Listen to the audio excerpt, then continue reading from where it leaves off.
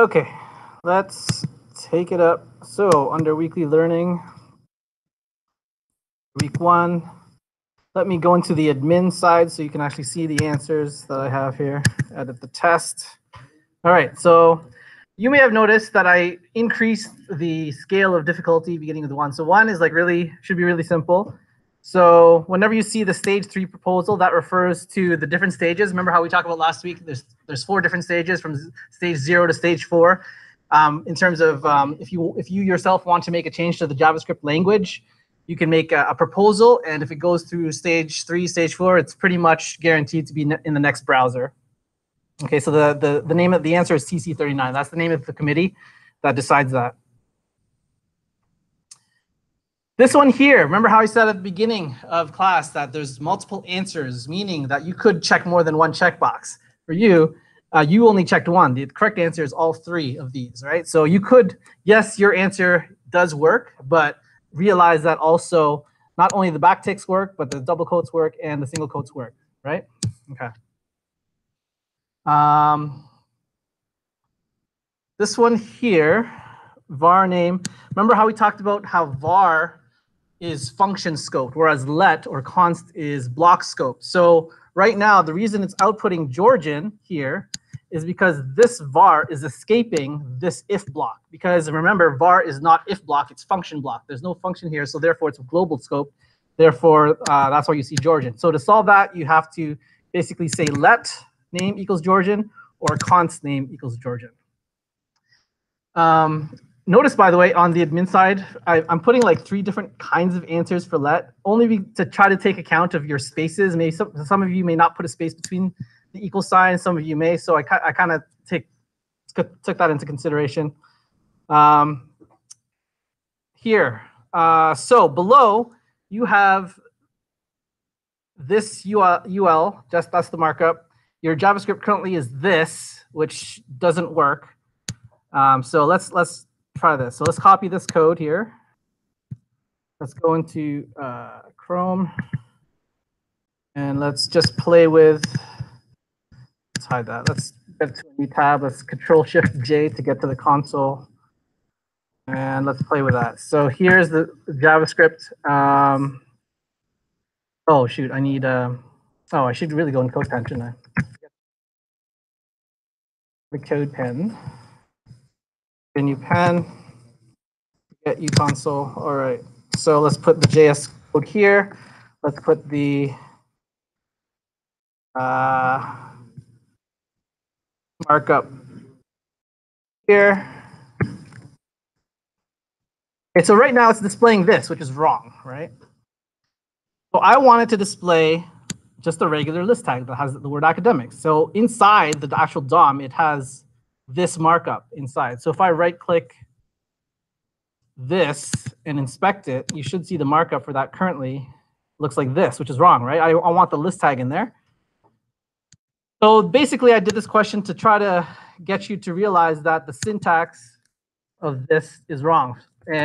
So first of all, because we're inserting HTML, we don't want text content. We want .inner HTML. That's first.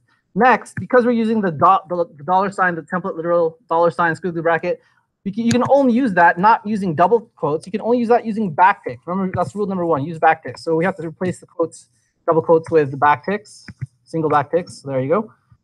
Also, because we're just targeting the name variable, you just want the name in those brackets. You don't want the LIs in there. So just take the LIs out of there and just put it outside of that template literal.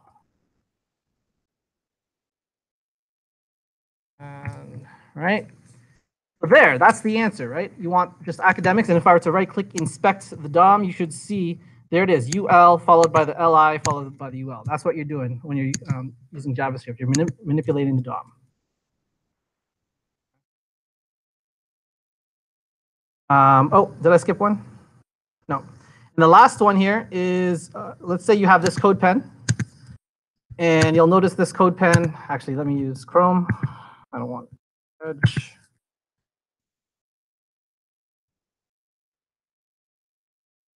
Let's say you have this code and someone that comes up to you, your manager says, hey, let's get rid of that word undefined.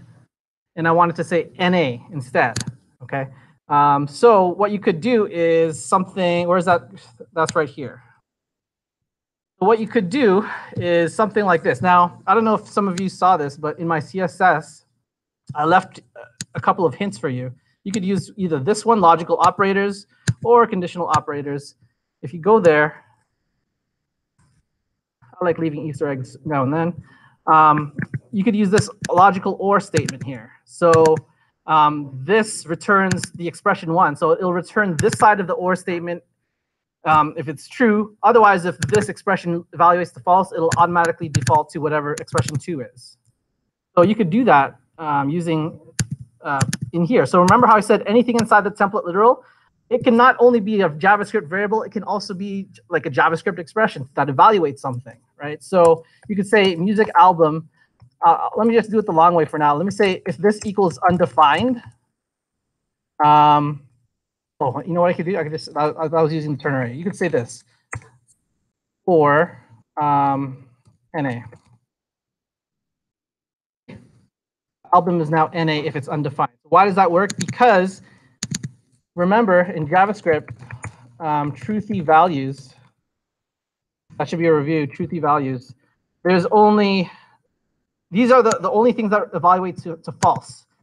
False evaluates to false, 0 evaluates to false, the empty string evaluates to false, null evaluates to false, and undefined evaluates to false. Okay, so because we have undefined, that's like saying, it's almost as if I'm saying, if music album equals undefined, then output that. That's what we're kind of saying here. But because we're using the OR expression, that's kind of like a shortcut, right? So if this evaluates to false, which it is, because it's undefined, therefore the OR expression means it's going to go to expression 2, which is whatever's here. Okay, that makes sense? Cool. Question, yeah. Oh, sorry, yeah. I keep on forgetting it.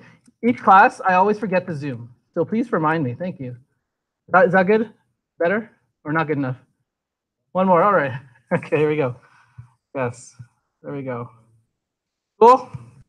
Cool. So you have, again, you have a chance to redo the quiz. There's 2 attempts.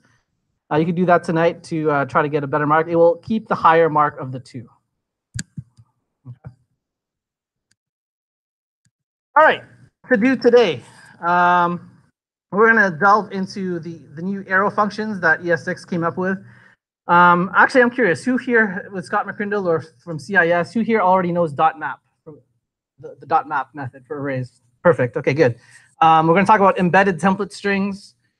We're going to talk about this new thing called data dash and data set. We're going to talk about the spread operator, which we kind of touched upon last week.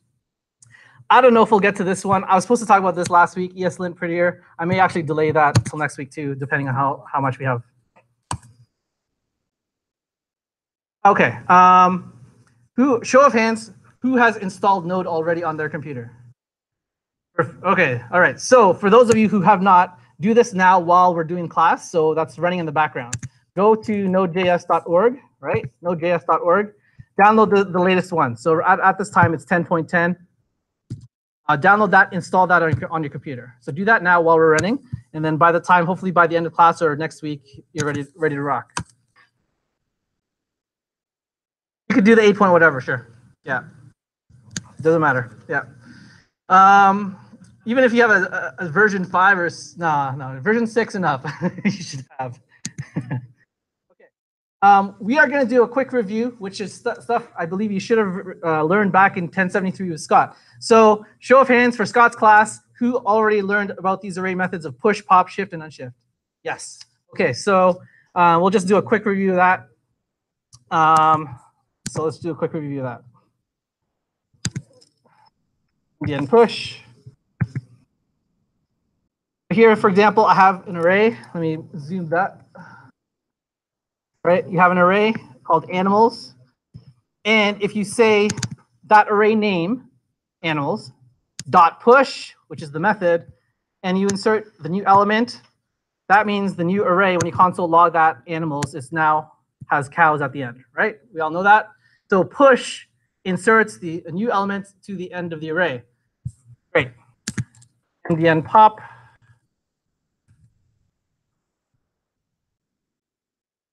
Here's a review. So here is my new array called plants. It has 5 elements in the array. If I call that array name .pop, what does it do? It outputs the last element in the array called tomato. In this case, you all know that. Next thing I want is shift. So if I have an array like this and I call .shift on it, it removes the first element in the array. Okay. And finally, shift is my array. When I call unshift and input, give it 4 or 5, it inserts those 2 new elements at the beginning of the array. Okay, so that's all review. Let me show you something that you may or may not know. Here in my console, let me just define an array, okay? Let whatever equals whatever. So here is my array. Is that big enough? Okay, now it's big enough. Check it out. So when I look at when I say ARR or to inspect it, or console log ARR, same thing. You have your elements as you would expect, but you have this proto. Who here has ever looked in proto? Anyone? Yeah. Okay. Just a couple. Let's take a look at it. What you are about to see, because I have defined an array here, what you are about to see are all the methods that an array can use. So you have the concat entries. Somewhere in here, you'll find the pop is there, the push is there, the shift is there, the unshift is there, along with all these other methods. Okay. The reason being is that JavaScript is a prototypal language. So whenever you define something like an array, it actually inherits with it all this other good stuff with it. It's not just a simple array that you define in C or C++. No, it actually has all these different methods with it, which you access through the dot. Okay. All right. Quick question. Can an array contain different elements like objects? Yes. Can it contain DOM elements? Yeah, it can. Keep that in mind.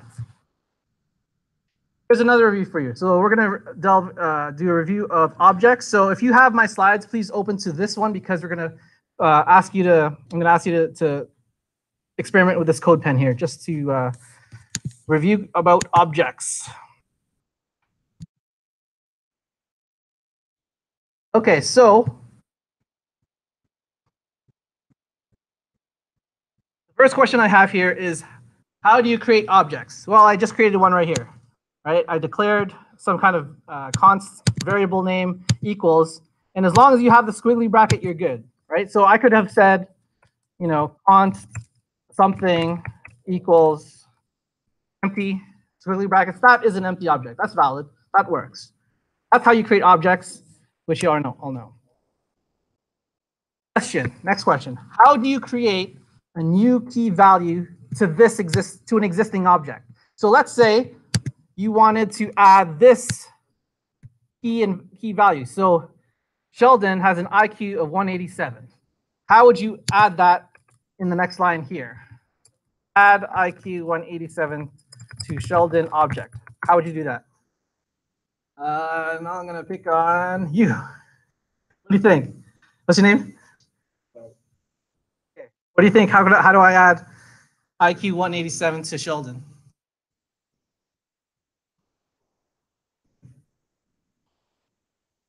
Also, I'll give you a hint. Sheldon dot.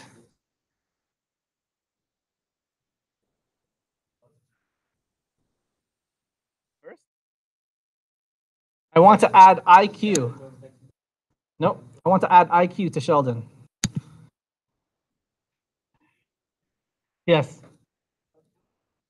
Push? Nope. Because we're dealing, push only refers to an array. It doesn't refer to an object. This is an object, so push won't work. Someone else over. Josh. Yeah. Yeah, there's two ways to do it. Okay, so we'll do both ways. So the square bracket way will go over here, and the dot way will go over here. So the square bracket way would be Sheldon, and it's sort of like array syntax, where you could say IQ equals 187. That would work if you say let's test it. Let's say console log Sheldon. So it should output the whole object. There's the object on my console. Do you see IQ equal to 187 there? Yes, it's right here. So that works. Great. That's one way. Let me comment that out. So we're back to square one. So now you should not see IQ. See, there it is. There's an object. There's no IQ anymore. Let me clear that out. Okay, so the other way, the dot way, how'd you do it the dot way? And Joel.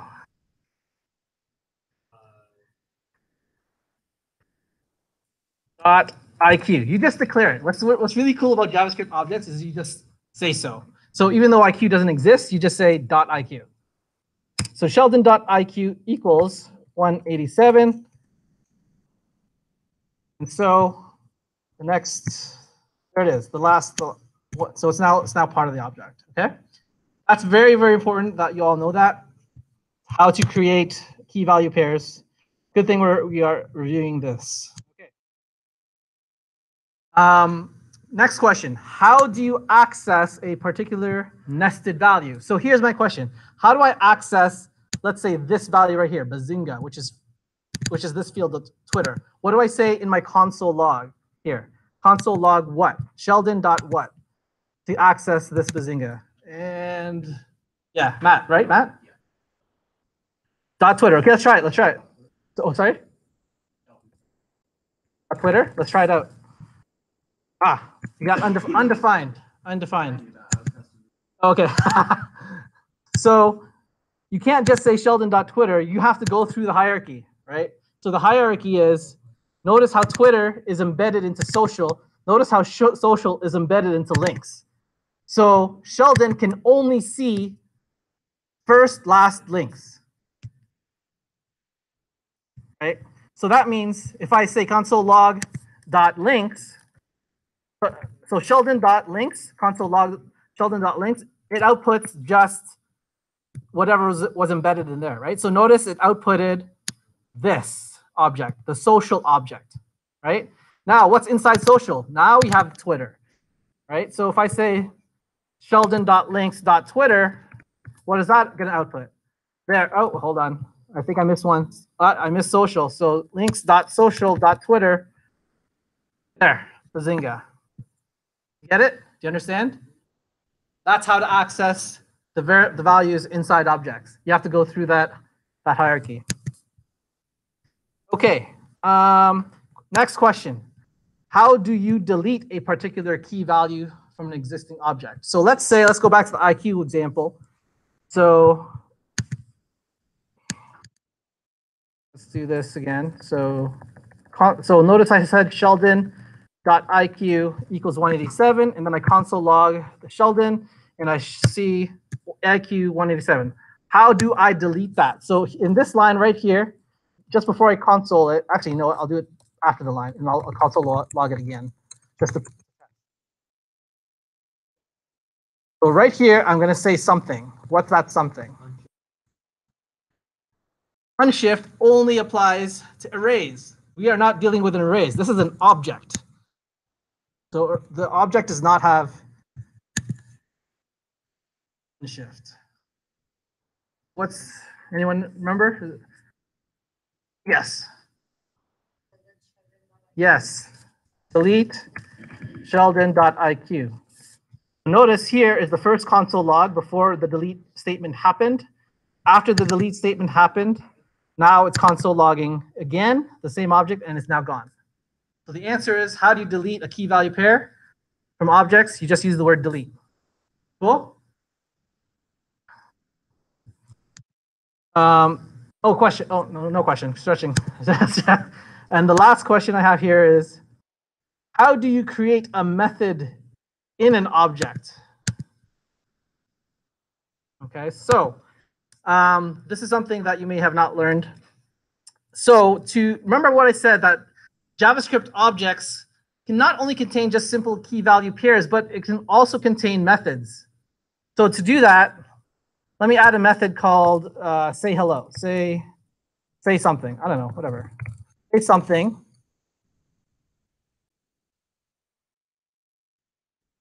Notice here, I still have a key value pair. I have this key here on the left-hand side and the value here on the right-hand side. So I'll just make it do something. I'll say console log hello. Let me clear this out. So to call this, how do I call it? And Brando. Okay, no problem. Yeah, Joel. Yeah, so let's try that out. So let me get rid of this stuff here. So console, actually, I'll just say Sheldon dot say something. All right? Am I missing something? Yes, I'm missing the braces. There. See, it says hello world. So that's how to call a function, right? Right. Just and any questions so far before I move on?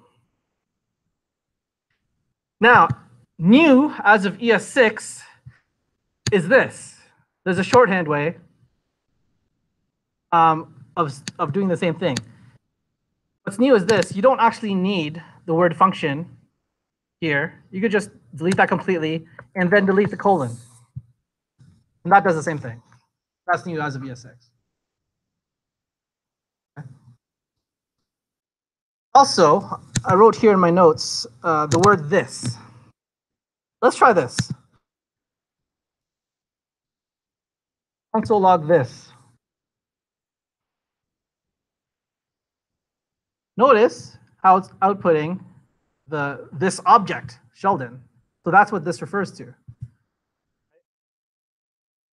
So just keep that in mind when you're dealing with objects. Great. That is the end of that. Any questions so far before we move on to a different topic? Review. Okay, so now we're going to move on to something new. Actually, before I move on to something new, I promised one guy here to have a break at 10 minutes now instead of 20 minutes near the top of the hour. So now that it is 11:50, 10 minutes to the, let's try just a 10-minute break. I'm going to put my timer here for 10 minutes, and we'll see how that works out. Okay, so you have a 10-minute break. We'll see how it works out. If you like this better versus the 20 minutes, I'll ask later. But you have now 10 minutes to coffee or stretch or whatever. Before we get into the new stuff.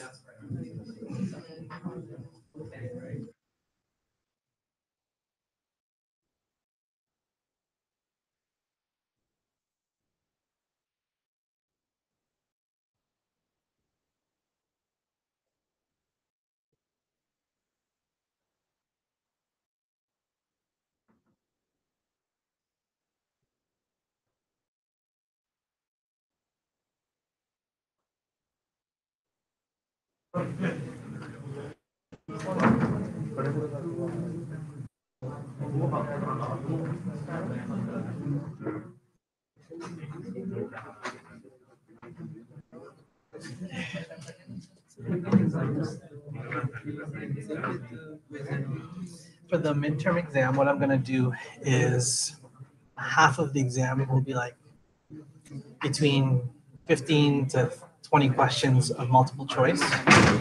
The other half of the exam will be coding. No, I was asking about the checking criteria. Like it's like For the multiple choices computer. multiple choices computer. Yeah. So I programmed Blackboard to evaluate your multiple choice answer, A, B, C, or D. And if you choose the right answer, then it'll automatically mark it. And the second question, there was in my first attempt, there was a spacing error. That's probably why, because I can only take into account a certain number, Okay. right? So if there's a spacing, if you add a space, it's going to throw it off. Yes. For the fill in the blank one, it's going to throw it off. So what I'm going to do is I'm going to take a look at all the quiz marks tonight or tomorrow, whenever, and I'll just make sure that there's no spacing error for anybody. And if I catch like a very minor spacing error, I'll give them the mark. Cool. All right. Hi. What's your name? My name is Ash. Ash. Ash. I had submitted my first class You have. because it's my first. This is your first class. Okay, sure. So if you look at, you have access to Blackboard, right? So look in my announcements, and I will post a YouTube link there for my lectures from last week. Watch that lecture, and then hand in your stuff next week. Next week. When I submit. Anytime next week, doesn't matter. Yeah. Okay. But you have to catch up because today's class you'll have more assignments, right? If I submitted today and evening. Okay, that's It's fine. acceptable. Yeah, yeah. I think Yeah. Same. What's your name again? Harmandeep. Harmandeep. Oh, you're Harmandeep. Okay, good. So yeah. So access Blackboard, right? You know, have you looked at the course yet? Yeah. Yes. So then look at my YouTube lecture last week, follow along, submit the lab, submit the in-class exercise. I think sir, we submitted. We will submit today and by tomorrow. Sure. Yes. You have till next week if you want. Yeah. Sure. Yeah. So submit it today, tomorrow. If you can't submit it today, so you can just submit it next week if you want. Okay, but the assignments keep piling up. So today I'm going to assign more. So you have to catch up quick. Yeah.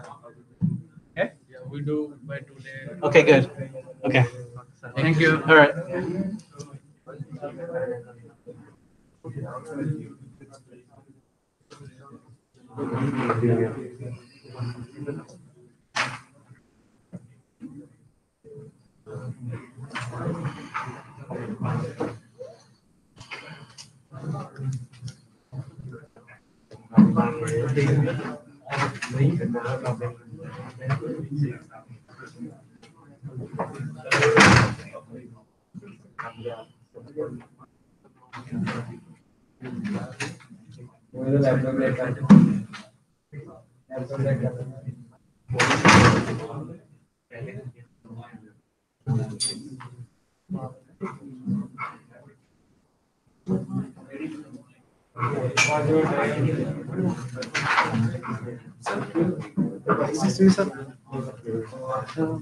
Yeah.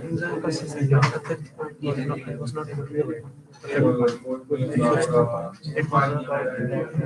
when we click on the mail, we should show the right side of the mail.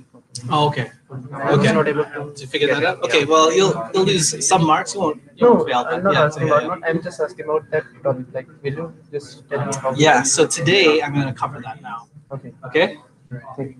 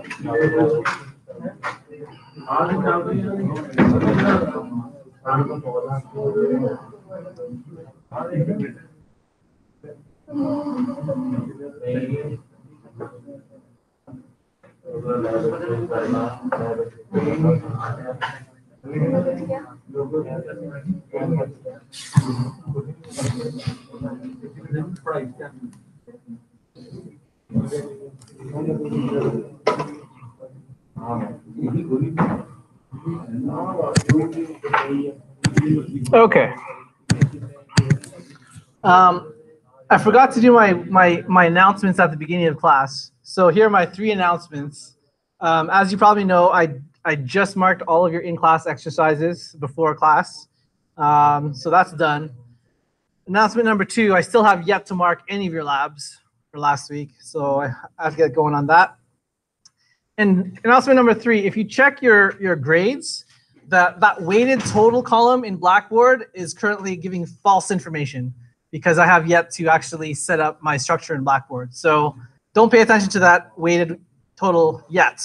I have to figure out the rest. Okay. Okay, just to clarify based on before break stuff. So when I asked some of you over here, for example, what method should do this and that for an object, and some of you said shift and unshift and push, and it didn't, and I said no. Let me prove to you why that's the case. So if I say, let's go to the console, okay? So console is basically JavaScript land, right? So let's create an object called whatever. I'll say const object equals, and I'll just give it some basic key value. Okay, so I have a name and property. Name is Al, whatever. So I say enter, right? Now if I console log that object, notice here it displays it. And now I'm going to ask you to pay attention to the prototype. Okay, so remember what I said about the prototype. The prototype is where all the methods for that particular array or object or whatever can use at their disposal. So let's expand the prototype and see. There. Do you see? Here are all the methods that an object can use. Do you see their push? Do you see their pop? Do you see their shift or unshift? Do you see it?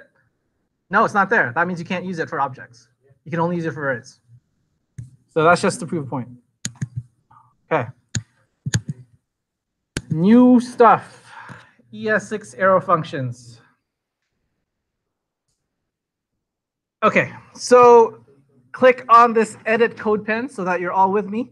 So right click it or open new tab, whatever you want to do. So you are now here, arrow 1. Okay.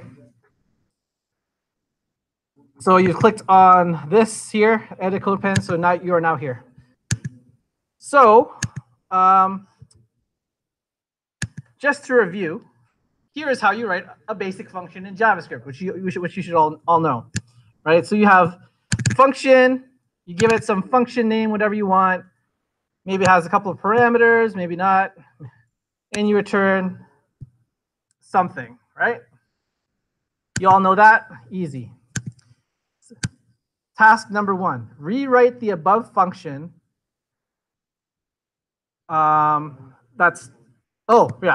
But this time just use, start it with const foo equals function, okay? So what do you think I will type here? So I'm going to start it with const foo equals function, okay? So then I just type in the rest of the stuff, right? No big deal, you've done this before. All right, so let me comment out the first function. So all we're doing now is this, and let's just test this console log to make sure it works. Let's add in a couple numbers. 3 and 1 makes, oh, right. Oh, this time I can, okay, just so you know, I configured this code pen a little bit differently. You'll notice at the top, I have a run button.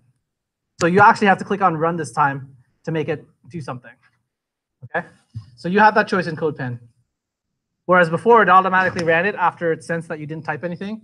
Now I'm forcing it to run here, because you could do that with code pen. All right. Now here's task number 1. Rewrite the above function. Sorry, rewrite the above function to an arrow function. Okay? Get rid of that for a second. So here are the rules. Here are my rules, basic rules. Let me zoom that up a bit. So rule number 1 for arrow function is remove the word function. So let's do that. Over here, let's remove this word function. Delete, backspace, whatever.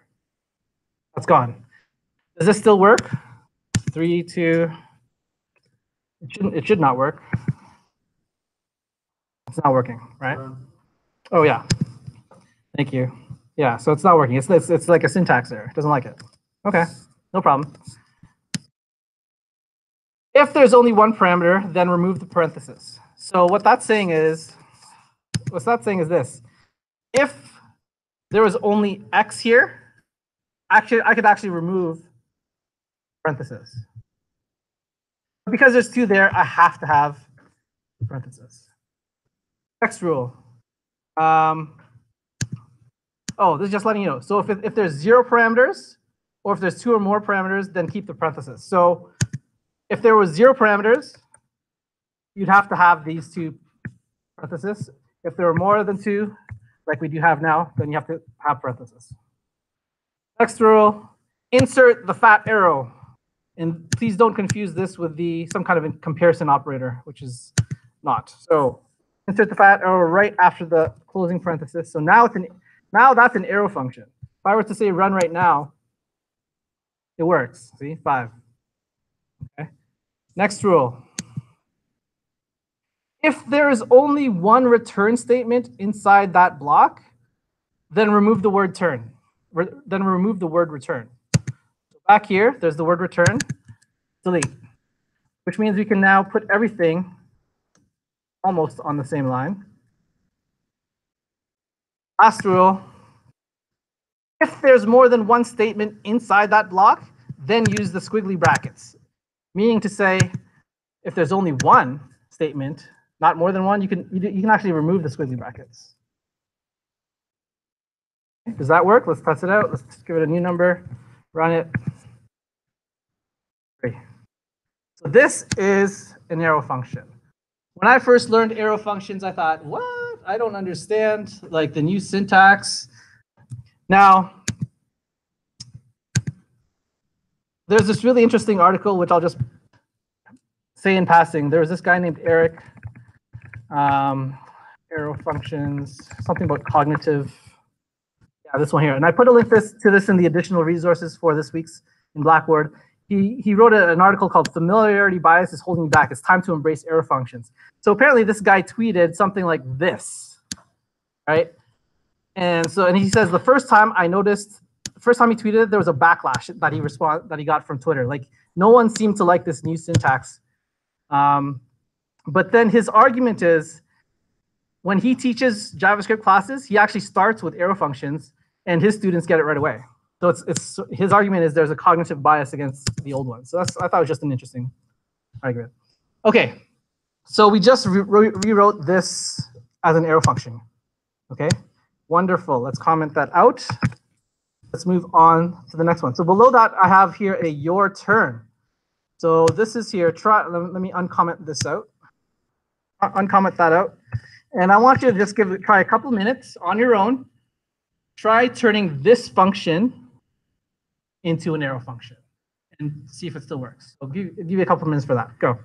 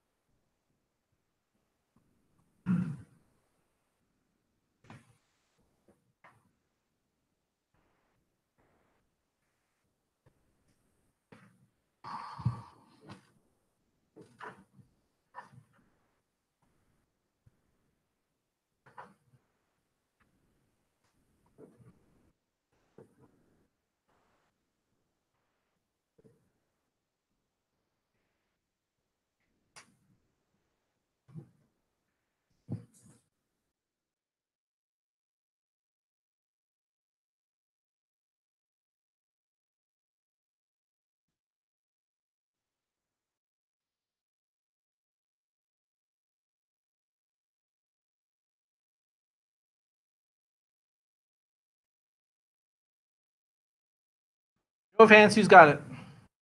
Yeah, awesome. So what did you do, Brando? Walk me through it. What did you do with this function here? Yeah.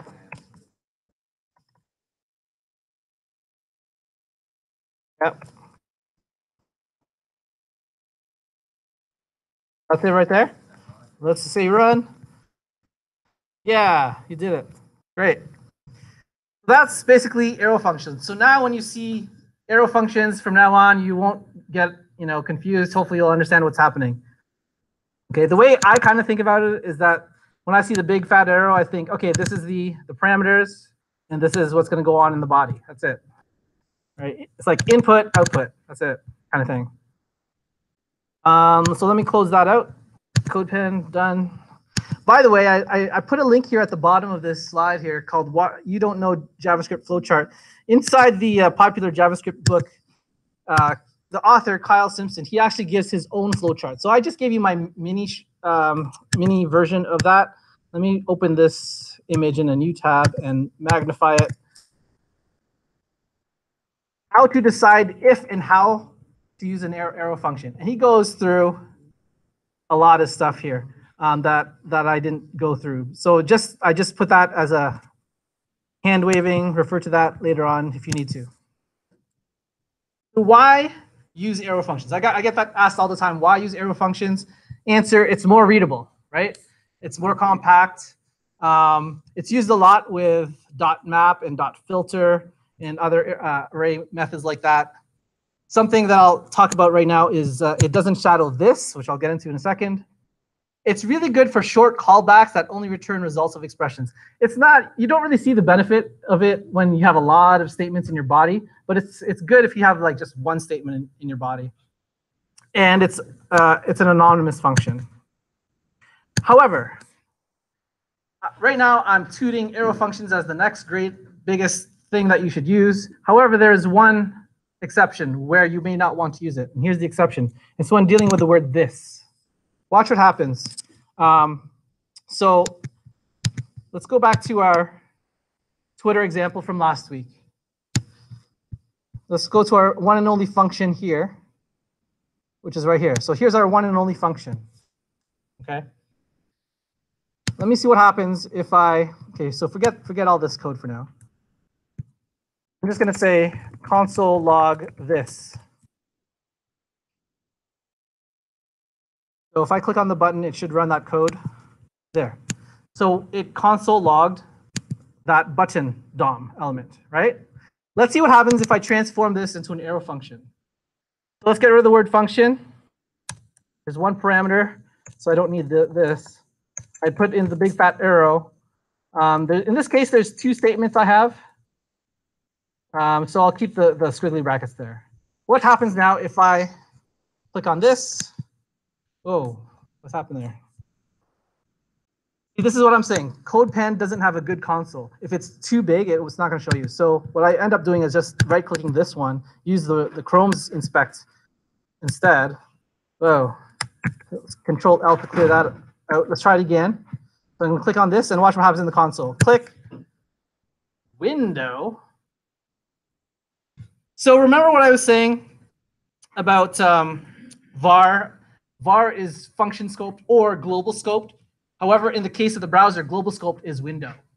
So whenever you say in JavaScript var a equals 2, what's really happening is the browser itself has a global object called window. And when you say var a, you're actually saying var a, window.a equals 2. That's what you're really saying in JavaScript. Okay. So here's an example of this not working as intended. Okay, so this, the general rule I have is if you're going to use an arrow function, think twice if you're using this, if you really want it. Now, here is a good use case to use arrow functions with this. And you might see this in some other code that you come across. So here is a very popular way that programmers in JavaScript get around this problem. And so you have some function. You don't have to worry about the function.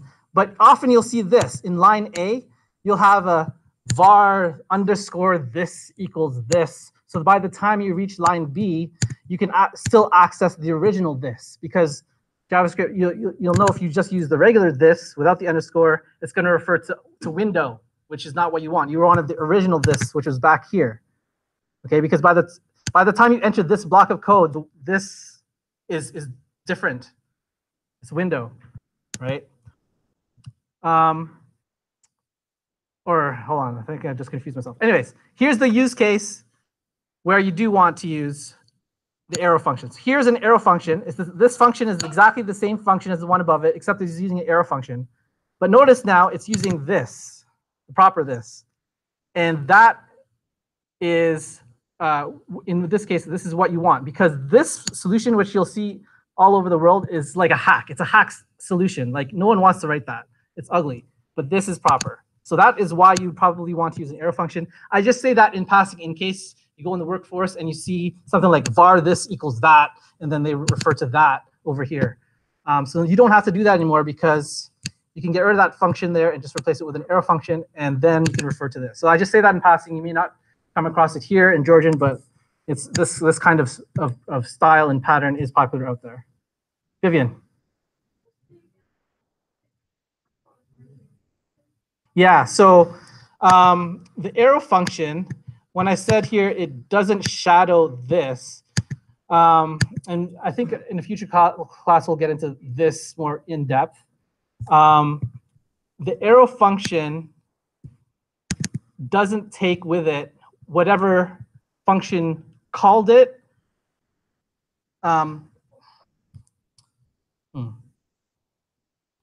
usually when you call a function, right, or a method, the word this is associated with that, let's say, object, okay?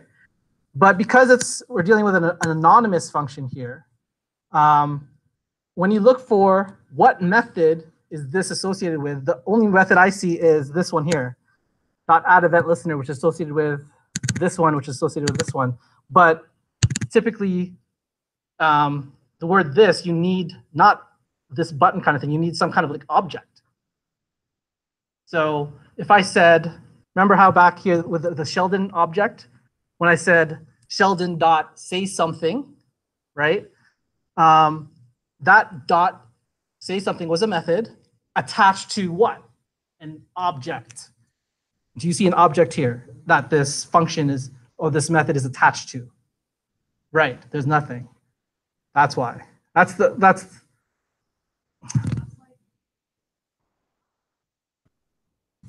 This why in this context, this refers to in between this squiggly line and this V, that scope, this refers to whatever whatever this function was being used to call. Oh, perfect. Here, sorry.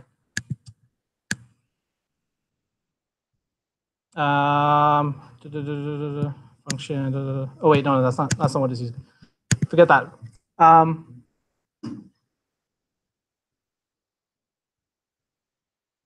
Typically, let's go back to the Sheldon example. So when I said console log this for Sheldon, you saw the whole object of Sheldon. Why? Because it was attached to an actual object. Okay. I can't go back there. Maybe what I'll do is once we get to the class when we talk about this, we'll attack that question more in depth. But basically, in general, the arrow functions does not attach this to its immediate context. It's outside of that context, which could be window, or it could be whatever function it was. So in this example, your question is, this is the right way to use the arrow function instead of using the hack var this that equals that. Yeah. So the whole point of this thing is in the workplace, if you ever see a hacked version of var this equals that, or var that equals this, then you don't have, that's because it's using the old function here. But if you use an arrow function, it solves that problem where you don't have to use var this equals that, whatever, var that equals this. That's all I'm saying for this slide. Yeah. But we'll get into that. And it'll force me to explain it better too once we get into that. Okay. That's arrow functions. Now we're going to get into map. So go to the next slide. And right-click on this edit on CodePen so that you can go directly to the CodePen. Here, map 1.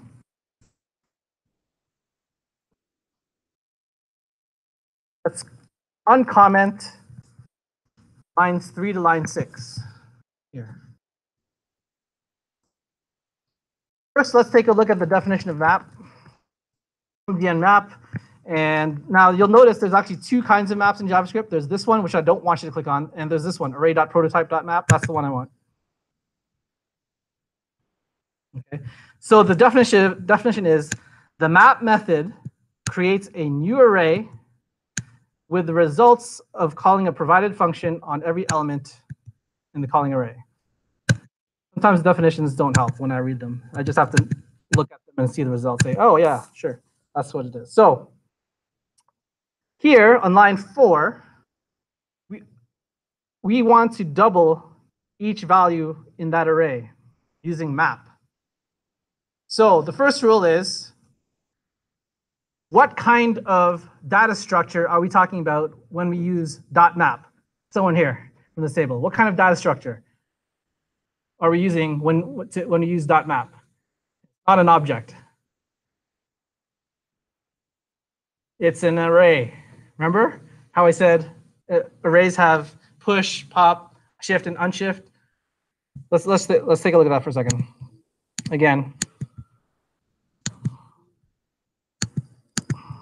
inspect console, if I say const something, right, and I look at that something, and I look at the prototype, here are all the methods I can call on, and here's map. Therefore, I can use map on array. So how do I use map? Well, and this should give you some insight. Because JavaScript is all objects, but like I can say array dot whatever is listed here in the prototype, right? That's why I can say array dot pop or array dot push. I can say the same thing, array dot map. Okay. So how do I use it? I just said so. Whatever the array is,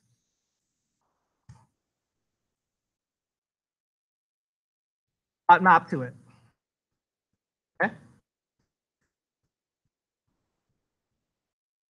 So inside this map, you're going to have a callback function. Let me write it the old-fashioned way before I transform it to the new way. So I'll say some kind of number. Then I want to output that number times 2 to my console. Oops. Try that again, just so that 2.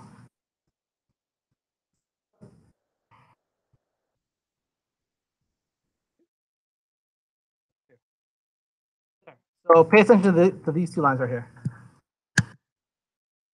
Okay, so notice here, when I console log the array times 2 variable, it actually contained a new array with the doubled values. And if I look at console log array 1, that array remains unchanged. Okay. By the way, this dot map function is heavily used in professional development for JavaScript. There's three methods that you'll learn in this course: dot map for arrays, dot filter, and dot reduce. Those are the big 3. So right now, today's class, I'm introducing you to dot map. So what does this kind of remind you of? It kind of reminds me of, like, you know, a for each loop or a for loop almost, right? Where that's kind of what it does for me. And let me just show you one quick thing here. I found this online. So here are the big 3 again: array, dot map, dot filter, dot reduce in JavaScript. This is how I think of these 3. Map is for every element in the array, you have this equal amount of elements that come out of that. So same number in, same number out for map. For filter, it could be 1 or more. For reduce, it's only 1. And we'll get to those last 2 next class. Okay, but for map, every element in is every element out, except you could do something with it. And that's what we're doing here. We're doing something with it, right? And that's why it comes out like that. Okay, any questions on dot map? I think the biggest question that new JavaScript developers are questioning in their mind is this whole syntax of this whole callback structure. Am I right? Maybe I'll get into that next class as well. I have a perfect analogy for that, which involves Tim Hortons, which I'll talk about next class. But for now, that's the syntax. Let's transform this into an arrow function. So to transform an arrow function, let's get rid of the word function. Because this is only 1 parameter, I can get rid of its parentheses. Insert the big fat arrow.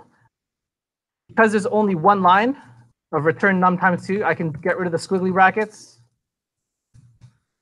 And because there's only 1 line, I can get rid of return. And there it is. Same thing. So isn't that much more readable than the whole syntax that we don't like? The function. Okay. Any questions on that so far before we move on to task number 2 here? Okay, task number 2. So comment that stuff. Let's uncomment lines 10 to 13.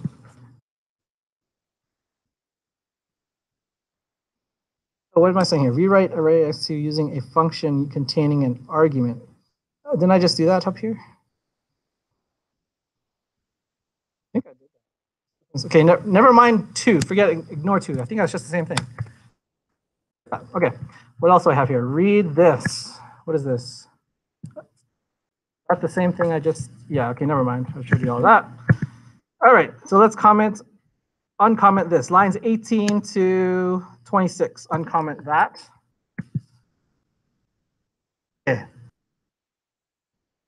So I want you to try your hand at this. Actually, no, not yet. Don't try your hand at this. I'll do this one. I want the output of the dot map to give me this, an array of objects that has the key and value pair that come from this object here.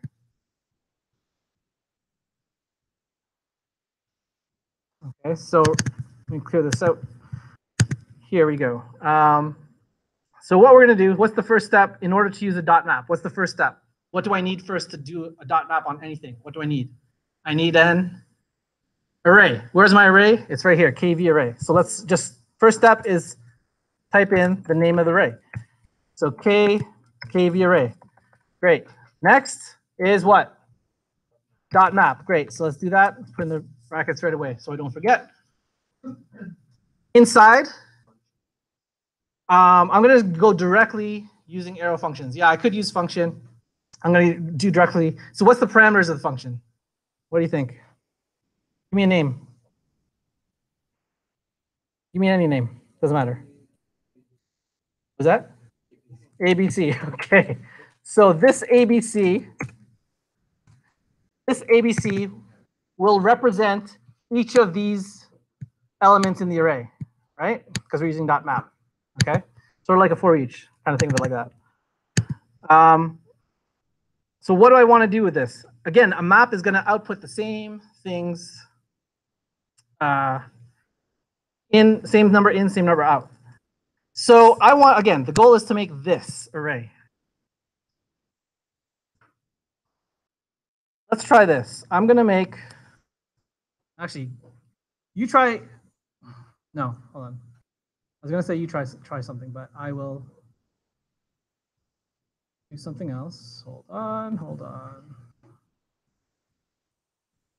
There we go. Okay. So let's try this. I'm going to output or return a new object, right? So every object that comes in, I have to output an object that comes out. So basically, let's create a new object. I'll call it const new object, whatever you want, equals something. It's an empty object. We'll start with an empty object right now. Okay. So right now, notice how it's outputting 3 elements in my array. So it's kind of giving me the same amount. Okay, good. Right? If I hard coded this, if I just said, you know, A is 1, I should see. Oh, hold on. A new object. Right? So if I just hard coded the value, just to prove a point, it's going to output all that hard coded value 3 times. Okay, so that's the beginning. We don't want that. What do we want?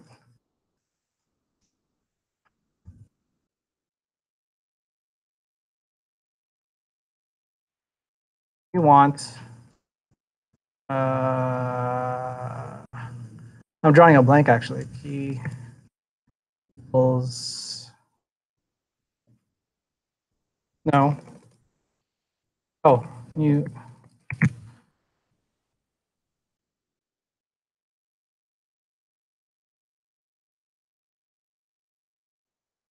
Equals.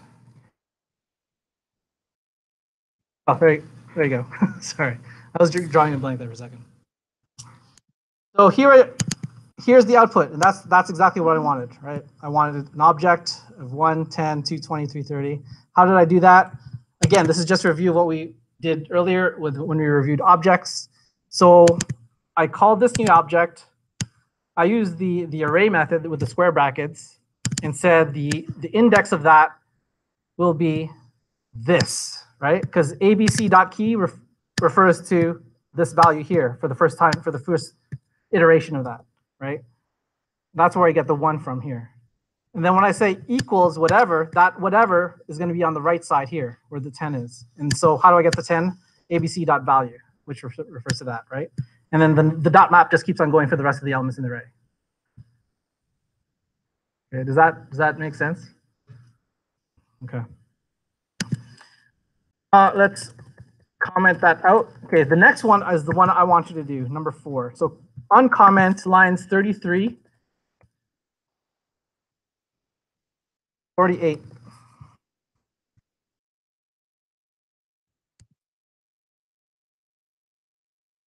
Okay, so take a couple minutes.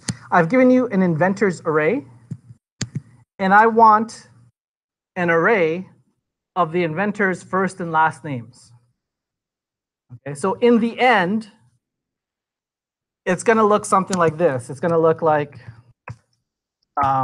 here's an array. We'll have Galileo, and the last name is Galilei, what's the next element in the array? Marie Curie, and so on. Okay, that's what we're going for. Okay, so try a couple minutes on your own with dot map. So here I left you some space here where I say const first last names equals blank. Insert that blank. So try it out. Go, 2 minutes.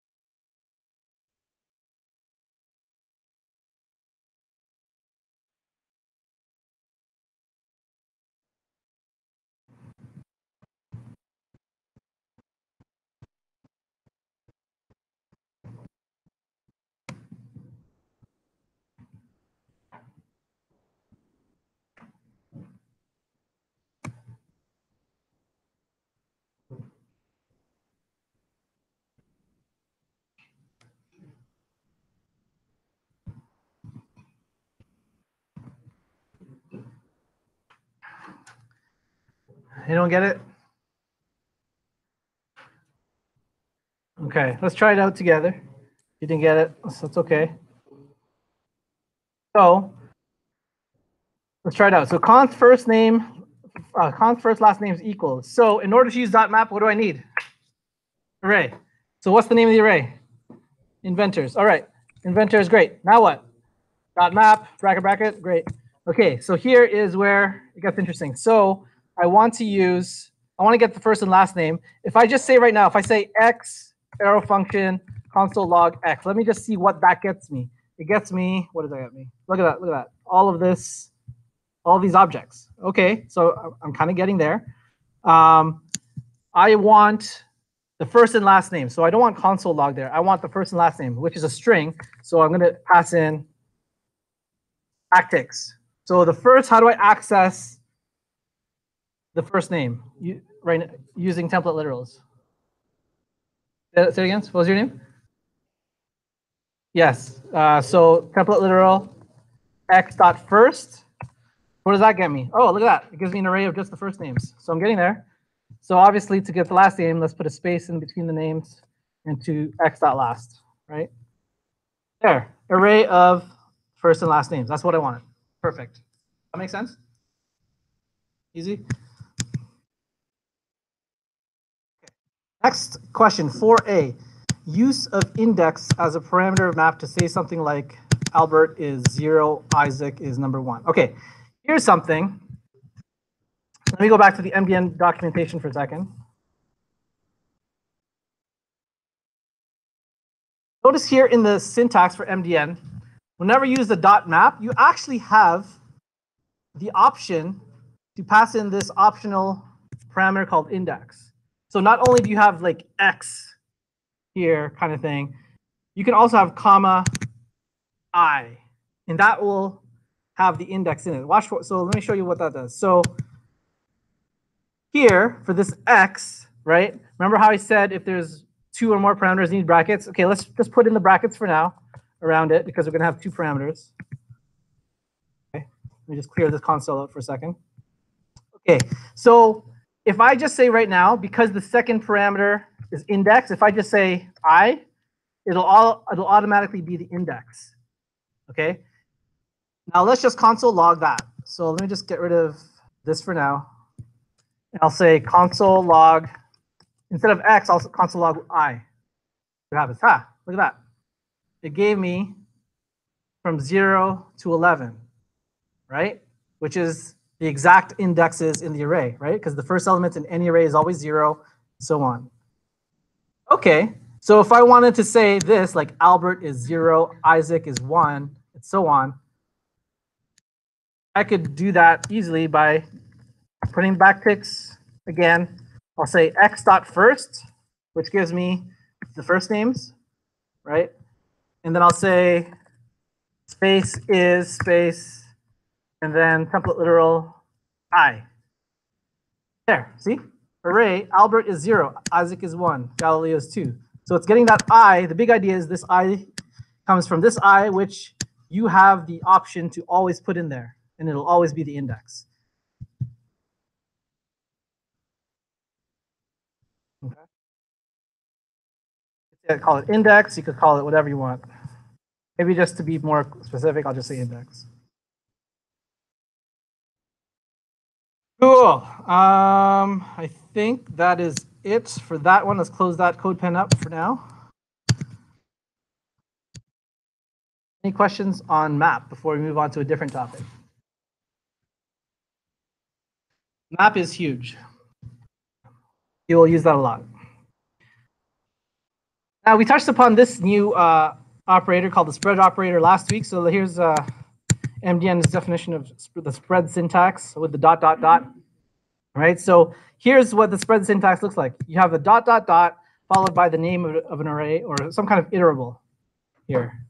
So the spread syntax allows an iterable, such as an array or a string, to be expanded in places where it expects arguments, like function calls, or in places where it expects elements, like array literals. Okay?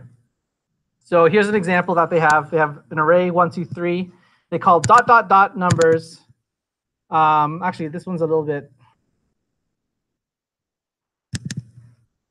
Well, I guess you kind of get the sense. So this function represents, it expects three parameters or arguments. And so this dot, dot, dot actually expands that 1, 2, 3 into those 3 parameters for this function call. That's one example they had. I wonder if there's a better one that doesn't use. Yes.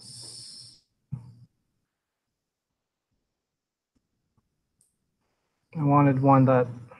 Yeah, perfect. Yeah, this is where I commonly see it.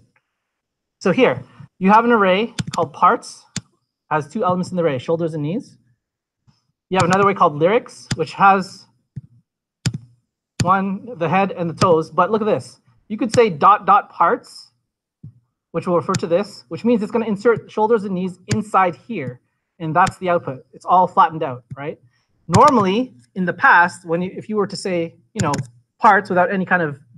with it, it would actually insert an array within an array, which is not what you want sometimes, right? So the ... kind of flattens it out for you. That's what I was kind of mentioning last week. Okay, so that is that. The next one I want to point out is this data dash thing. Data attributes. How many here from either Scott's class or CS has learned the data dash or data set? No? Okay. So here's how it works. In your actual HTML, besides your HTML tag and whatever else you have going on there, you could actually insert your own custom-made whatever, as long as it begins with data dash. So all of these are custom attributes. Data dash columns, data dash, could be data dash whatever you want. Okay. The history behind this is, I think it was the W3C committee noticed that a bunch of web developers were putting a whole bunch of custom attributes in their code, and they didn't like it, so they made this data dash attribute for us to use. The cool thing is how to access it through JavaScript. So whenever you have your own custom data dash whatever, this is how to access it in your JavaScript. You call, okay, first you get the document.get whatever, or query selector, whatever. Then you say that element dot data set dot whatever you put after the dash. So notice the correlation, right? We said here up here data dash columns equals 3. I can access that by saying that DOM element dot data set dot columns, and it'll give me the 3. Right? Same thing here. Data dash index dash number. To access it, it'll be dataset dot. Oh, interesting. Index number without the hyphen. Oh, here. Note that the dashes are converted to camel case. And the last one, data dash parent, dataset dot parent. Okay. Good to know.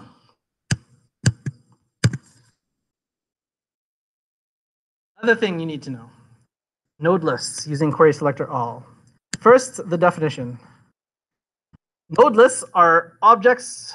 Nodeless objects are collections of nodes, as those returned by query selector all. Let me show you. Let's take this example. Let's go to Best Buy. Best Buy. Actually, you know what? We'll go to Georgian.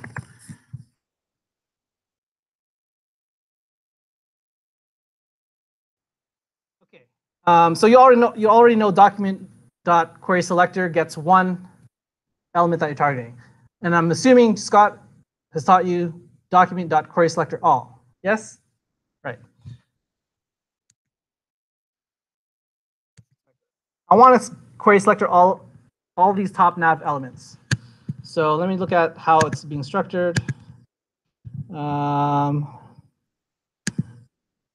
item. What shall I target? ID. Maybe I'll say.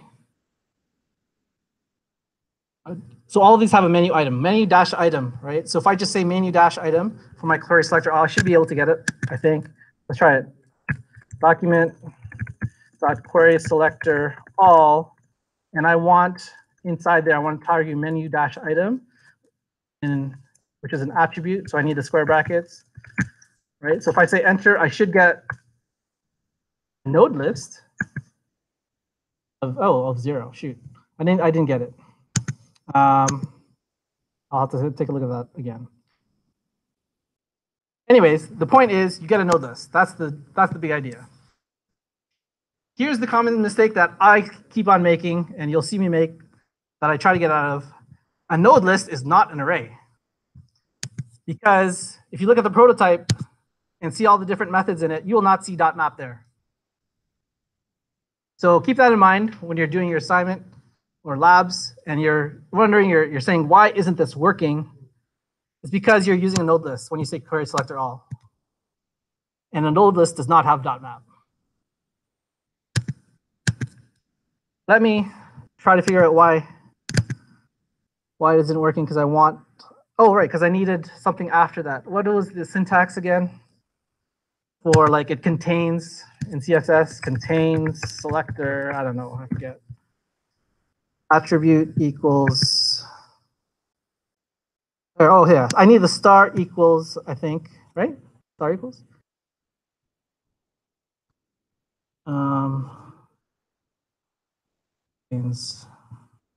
Totally forget. I totally forget. Class. How do I say in CSS like data dash whatever? Can I say that in CSS? I forget. Or is it just purely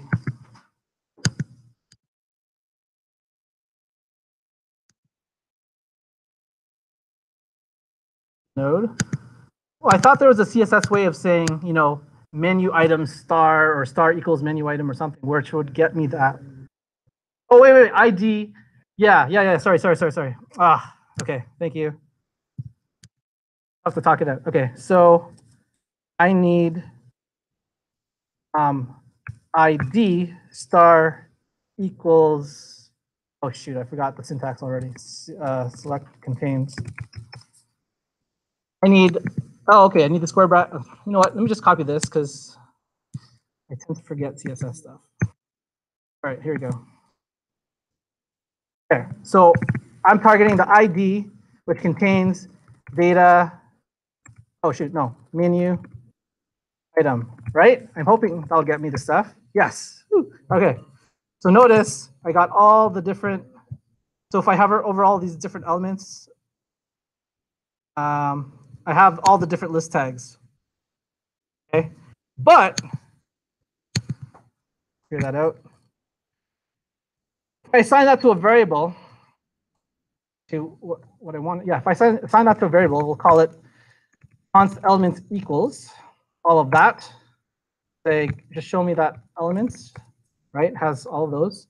If I say elements dot map, you know, something console log that, uncaught type error elements dot map is not a function. Why? Because we are dealing with a node list, right? This is a node list. It's not an array. It doesn't have a map function. Only arrays have that. So how to solve that? Let me clear that out. Here's how to solve it. Let's call it elements2. So I just taught you a new operator called the spread operator. So if I say dot on that node list, and keep in mind the dot, its function is to take each element in the iterable, whatever that iterable, and put it into the array or the function parameter. In this case, it's an array. So if I say that and say elements2, now notice it doesn't say node list here anymore. It just says 10 in this case. Because if I expand it, we are now dealing with an array. If I look at proto array. If I now look at the prototype, I should see map there. So that means I can now use map. Right? So if I say elements2, elements2 dot map, and let's just console log that whatever. There, got it all. Cool. That is the use of the dot using that on a node list to get an array. And the last thing I wanted to mention, just as an FYI, last week I said to change, I wanted you to change the image of your of the Twitter profile to your GitHub image, and I said to you the answer was image.source. The proper answer is really set attribute. So this is if you want to set any attribute, then you basically say dot set attribute name and the value. So their example here is here. So they said a b dot set attribute, called it name. So that's the attribute, and then hello button. So that's how to set an attribute. Okay. That is it for the second half of the class. stay tuned for the third half. I'll give you 10 minutes break. I think I'm liking this 10-minute break stuff. Okay, so take a break, 10 minutes.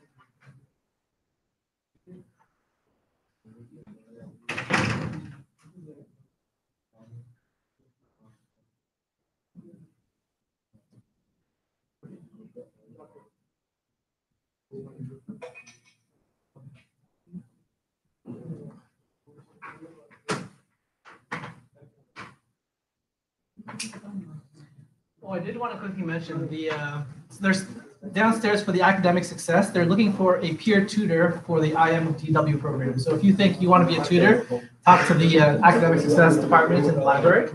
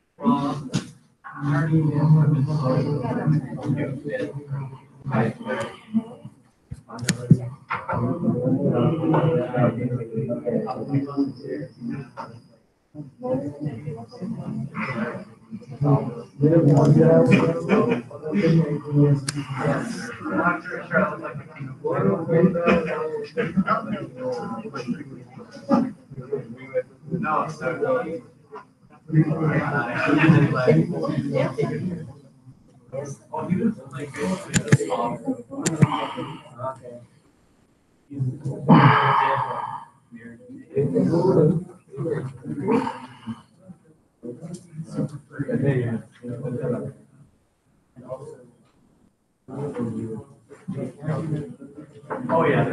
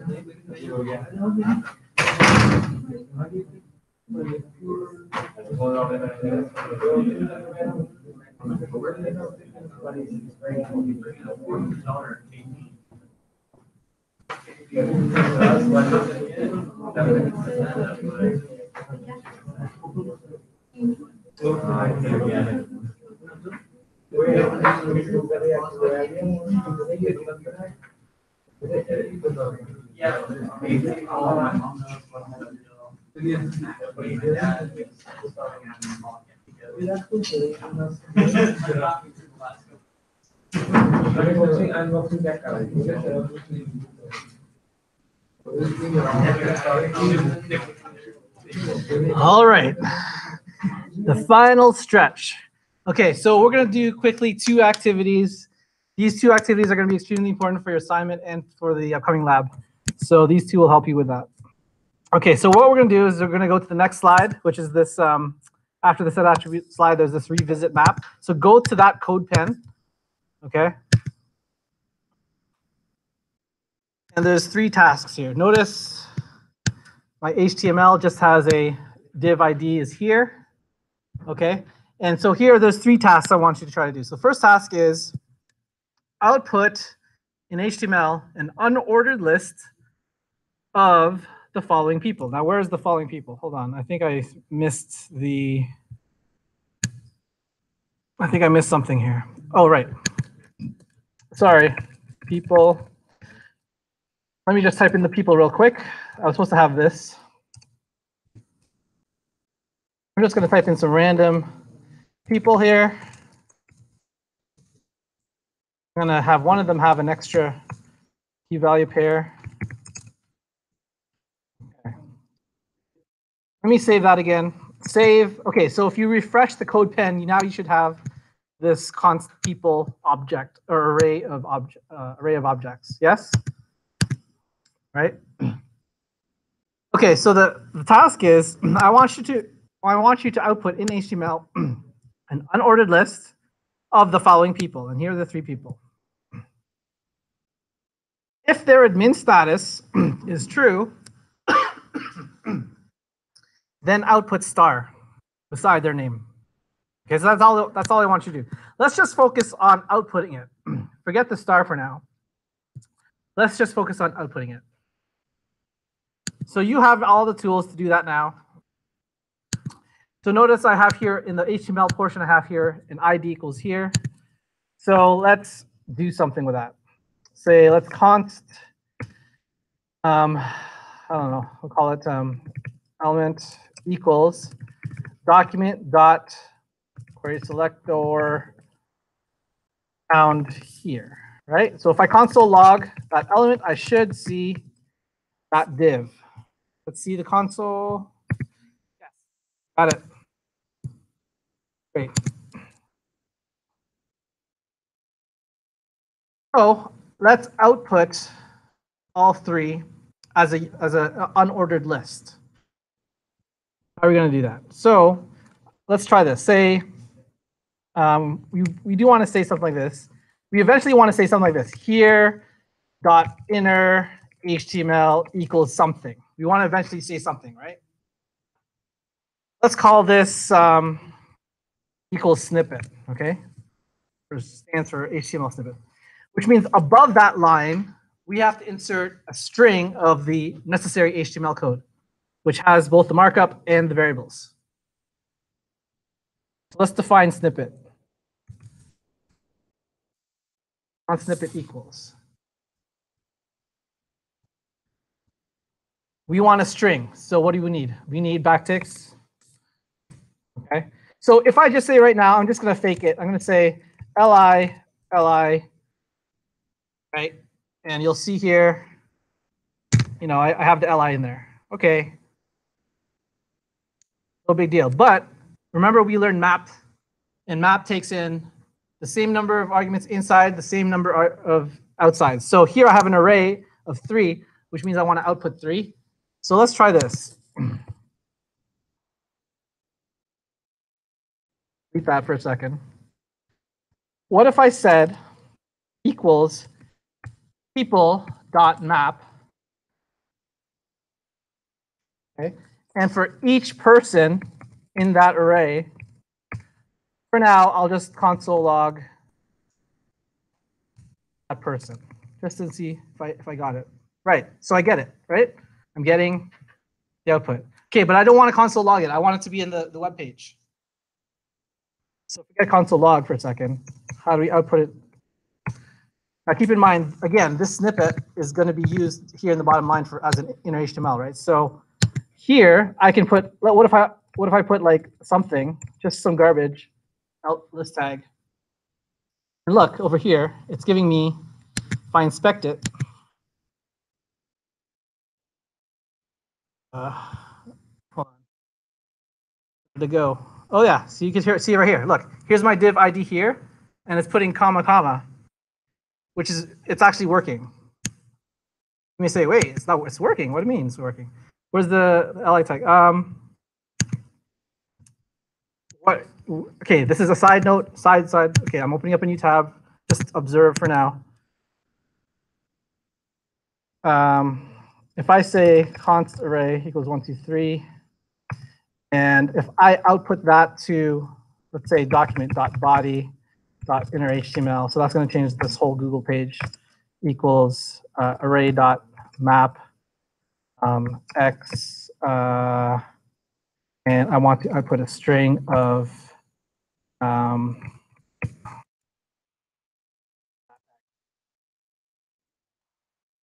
let's see what happens. Enter.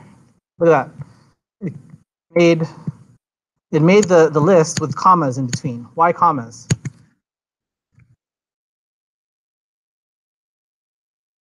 Notice when I console log any array, it gives commas. So that's what it's really doing. That's why you see commas. Because whenever you output an array, it gives commas. There's a way to get rid of those commas, and I'll show you in a second. But that's just an aside. That's why you have commas. I did expect to see the li there, so I'm not sure why that's not working. But anyways, so we wanted the li there, and we wanted the name of the person dot name in there, right? And how come it's, oh, right, I'm missing the, there. Al, comma, Bob, comma, char. There is a way to get rid of that comma. I'm going to go to the list of array methods that MDN has for a second. Anyone? So here are all the different array methods you can have.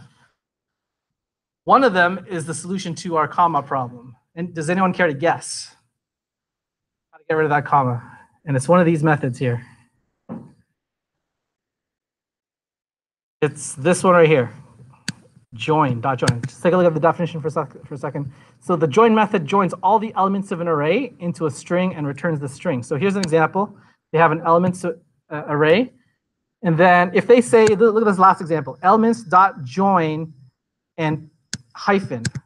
Look at the output. It actually adds a hyphen in between each element. Which means for us, we want to get rid of the commas. Like if I said join right now, hyphen, see, it inserts a hyphen. What if I don't want the hyphen? What if I want nothing? What do I do? Empty string. There, empty string. Now we're good to go, right? No more commas? Okay. So I've outputted the list of people in HTML format. Now, if I examine this right now, the HTML, it just purely has the li. It doesn't have the opening and closing UL tags. So I need to put the UL in there, right? So if I inspect this right now, I'll only see the li. See, look, li, li, li. That's semantically incorrect. That's wrong semantically. You need the UL, right? So let's put in the UL. So where am I going to put the UL? That's a good question. And this is where we're going to get into something called embedded tags. So for now, I'm going to get rid of this for now. Just for now, I'm going to put it there. Because what I really want is I want a UL in there. And then what I really want is I want this to be inside the ULs. I'm just going to comment out something here, just spacing wise.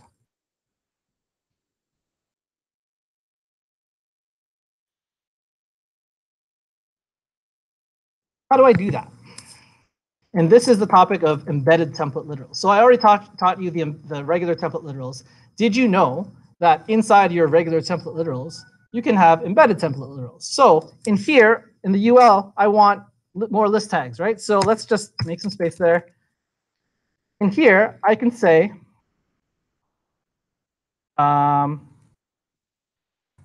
literal.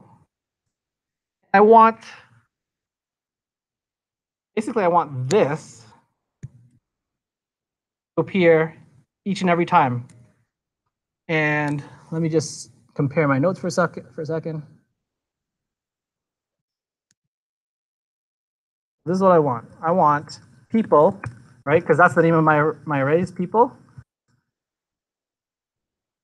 Oh, shoot, person. I'm looking at my answer notes. Hold on, give me a second.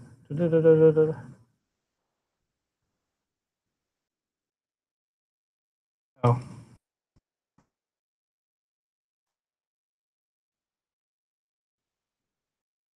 I kind of want this, but multiple 3 times kind of thing, depending on the thing. How am I going to get that? How come I'm... Oh, okay, that's right. Sorry. You know what? I'm just going to start it over again. Unsnip it. Start over again. So we want the UL in there. So let's put the backticks. Actually put the UL in there.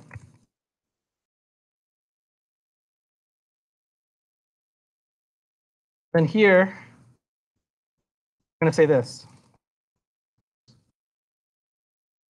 People.map.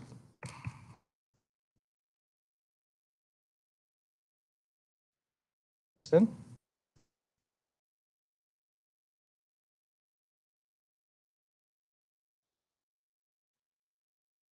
my list tags in there. Oh, I need not that, I need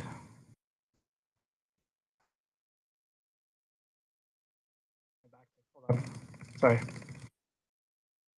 So after person, I put another backtick. So I'm having backticks within backticks.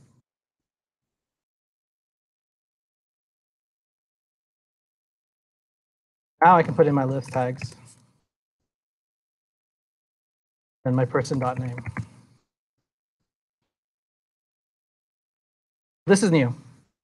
So I have I've embedded template literals. So I have this larger backtick one, and then I have this smaller backtick one. So remember, the big idea is within this template literal of $sign squiggly bracket, I can put any JavaScript, including a .map, right? Just regular JavaScript.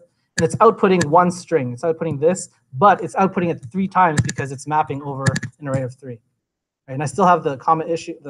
So if I just get rid of the comma by saying dot join that, yep. Okay. So that is the answer to the question of outputting HTML ordered list of the following people.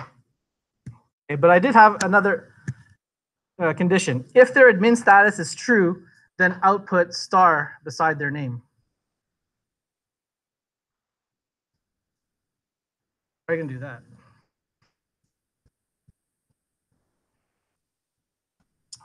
And this kind of relates to your quiz that you just did. So basically, I want a star. So let me just physically hard code a star. So I want a star to show only for the person who has admin access of admin is true. Okay, right now, it's just Bob. How would I do that? One way is just to add another template literal. And we're going to do, this time we're going to do a ternary operator. Show of hands, who knows what a ternary operator is from previous classes? No one, except one couple? Okay, watch. MDN ternary operator. Let's introduce this one. So a conditional ternary operator is the only JavaScript operator that takes 3 operands. The operator is frequently used as a shortcut for the if statement.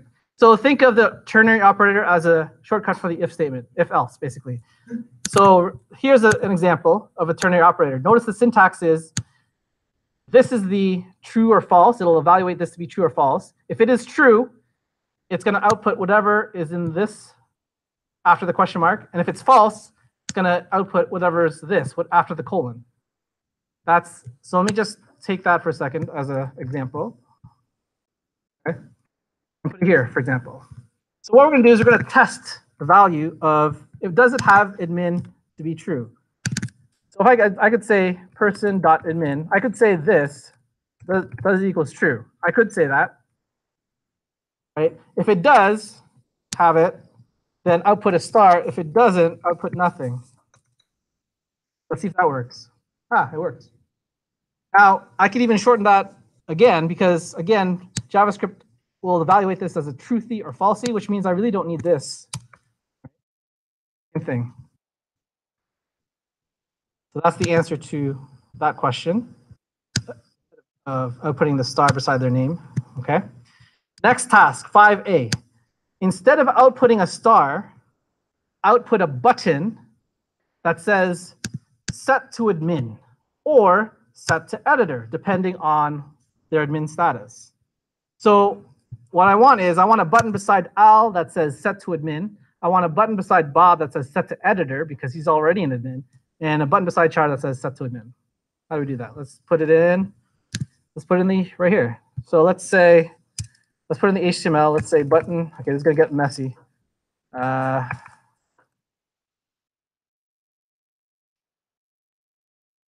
put it right here. Button. And then in here, right? If I just say ASDF, like ABC. Okay, so I have the buttons. I got it. Great. I want that to change depending on the status. So how do I do that? We'll just use template literals again, right? If person.admin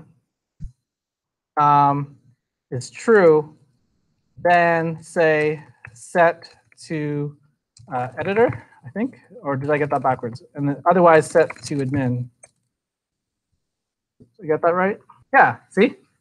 So notice how set to editor is here because it already tested if Bob had admin is true, right? Which is the case, right?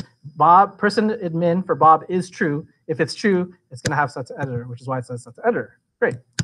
Wonderful. Next question. Upon button click, change the text to read the opposite of its value. Also create a function called render that displays the updated HTML. Hint is in a node list. Okay. So now that we created that string,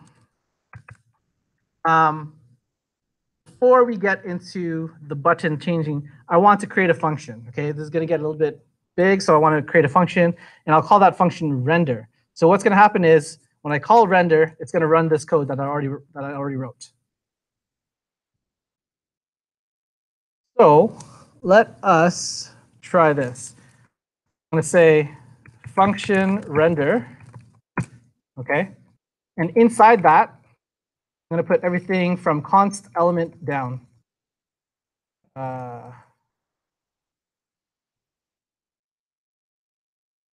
Notice my output is gone. I'm going to paste in what I just had. I'm going to clean it up again. Clean it up a bit. Okay. Now, obviously, we don't see. Why don't we see anything in the output? Answer what? We don't see anything here. Why? We haven't called the function, right? We just created a function called render. We have to call it. So let's call it render. Okay, great. So we're back to the beginning. Okay, good. Let us change the text of the button. So what do we want to do? We want to do this. So after it displays HTML to the page, we want to get all the buttons. So document, query selector, all the buttons. We want to add an event listener to all of them and listen for the click event so that when they're clicked on, it'll do something. It'll do something. So here we go.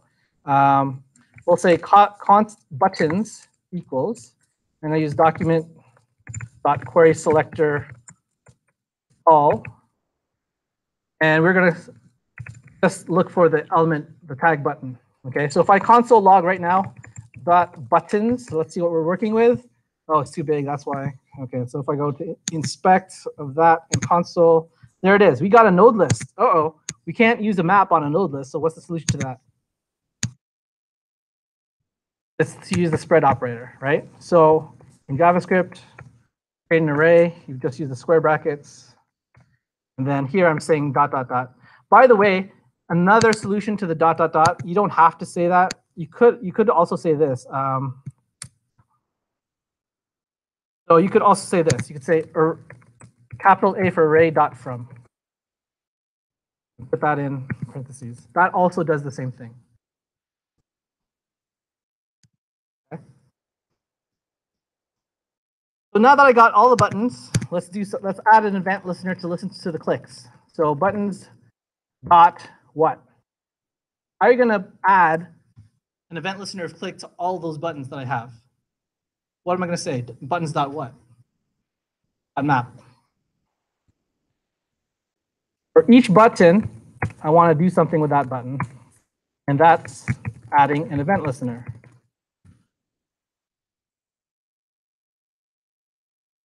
Arrow function. So let me just console log. Actually, no, I can't console log. So what we want to do is we want to change the text of that. So here's my observation as I look at it. Notice that this text is directly coming from this test. That means in order to change the text, I have to modify this dot admin, this here. Okay. So my solution, okay, you could do this multiple ways, but my solution is I'm going to test and I'm going to assign that admin to be the opposite of its value. So right now it's true. What's the opposite of true? False. So if I just assign this people.admin to be the opposite of people.admin, then this should take care of itself. Does that make sense? So here is my magic line. I want some kind of people.admin, but I can't say people.admin right now because it's an array. I have to say people, and then I need some kind of index.admin. So what is that index?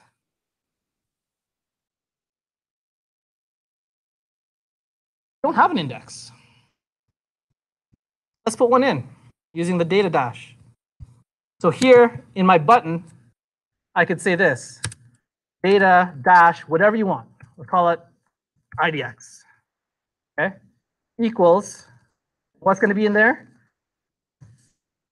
I want the index of the map. How do I get the index of the map? Answer, here where I say dot map, I have to say dot whatever, dot index. That in brackets. Now I got the both person and the index, which means I now have access to index over here. So if I look at my, oh, it's saying, what is it saying here? Oh, right. So if I look at my my code right now, actually, I don't know if it's running. I inspect my button. Does it have the data dash? Not yet, because I have this. Can you comment that out for a second? There. Can I inspect this now? Inspect that button. Does it have the new? Yes. Look, data dash index equals 2. If I look at the one above it, data dash index is 1. One above that, so perfect, right? So I have access to that. So what I can say is people, which is referring to my original array up here, people, and then to access the data dash, remember how to do that? It's data set, dot data set, dot whatever. And I called it IDX. Equals the opposite of its value. I'm just going to copy that whole people thing, put it here, and put a not in front of it. So that true becomes false, false becomes true. And that makes sense? And then after that, I want to render. Render, call render. So it's calling, notice I'm calling itself. Here's I'm calling render, but it's inside render. Cursive almost. Okay, so let's try it out. Let's click on this. That's the editor, and notice the stars there. Ah. Whoa. Nice. Get it? Kind of tricky, I know. That's why I recorded this on YouTube. You could view it and pause it and slow it down. So that is it for that exercise. There's one more exercise that we need to do before I sign the lab. Are you good? Are you good for the last exercise? Yeah? Okay. All right. Any questions on that so far? All right. This is gonna be a fun one. I want you to hack. Oh.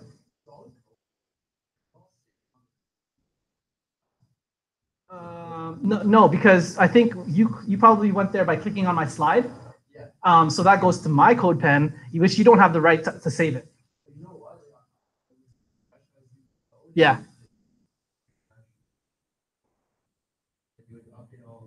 Oh, because I think it automatically saves under my account. So when you refresh, you're still viewing my account though. Yeah. Okay, here is what I want you to do. I want you to hack chapters.ca website. When I say hack, I say that lightly. You're not actually hacking it, but it's kind of fun. So here you can see a picture of what I want. I want you to change the navigation menu of chapters to be a list of whatever you want. Okay, here I have a food. So I give you an array of foods. It could be anything you want. You could change it, whatever, doesn't matter. Okay, and this is your in-class exercise that you have to hand into Blackboard. Okay, so using the console. So once you go to chapters.ca website, use the console, get into there, try to figure out, replace each navigation menu item in chapters to be one of the food items in the array. Okay, we're doing this together so that you all have 2%, right? Because this is the in-class one. This is where I take you through it, walk you through it. The lab is where you do it on your own. Okay, we have how many minutes? Okay, 20 minutes. Great. Here we go. So let's go to chapters website.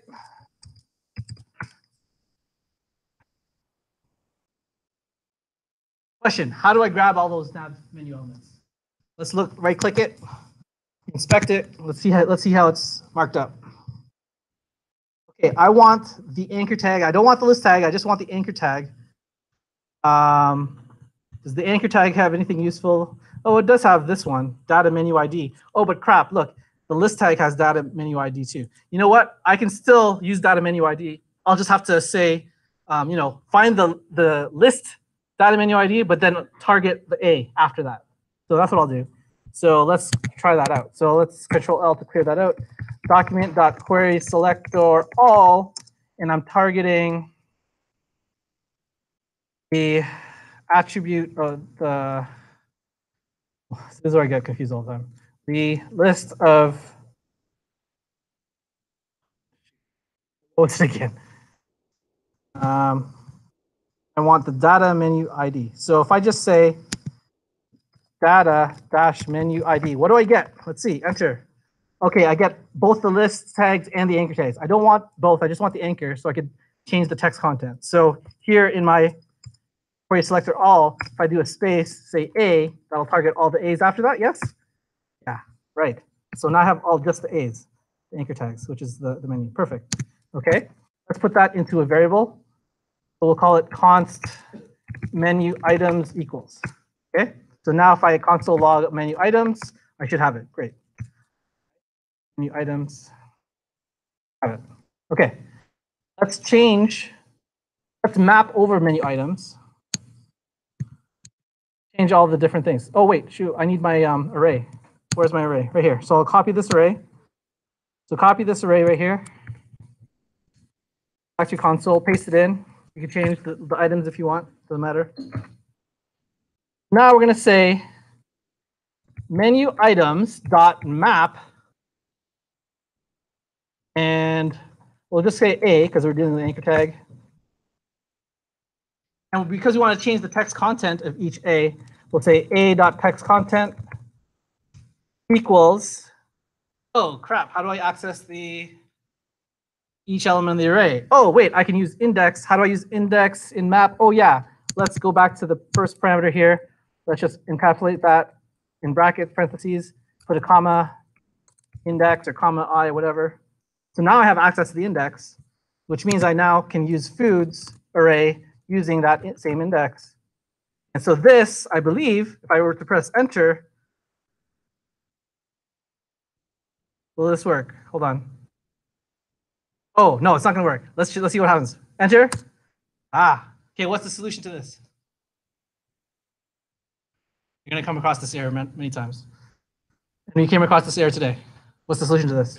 Okay, what's the problem? It says menu items dot map is not a function. Why not?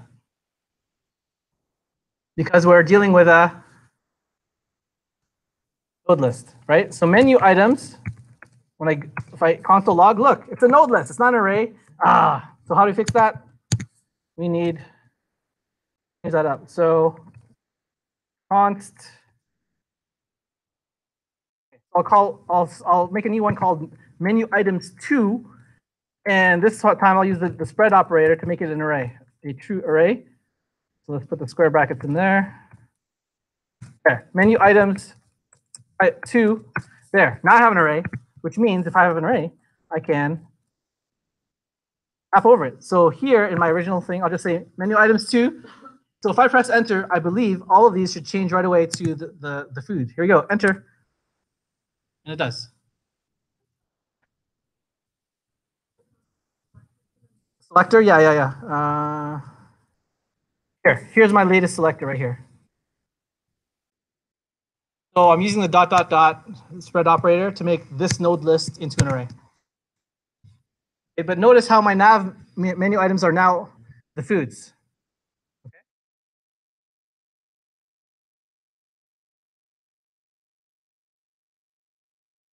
Great. What else did I say here?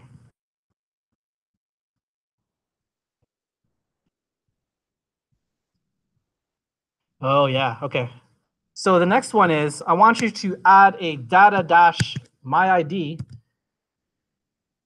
to each of the anchor tags and set it to the array, make it equal to the array index of that.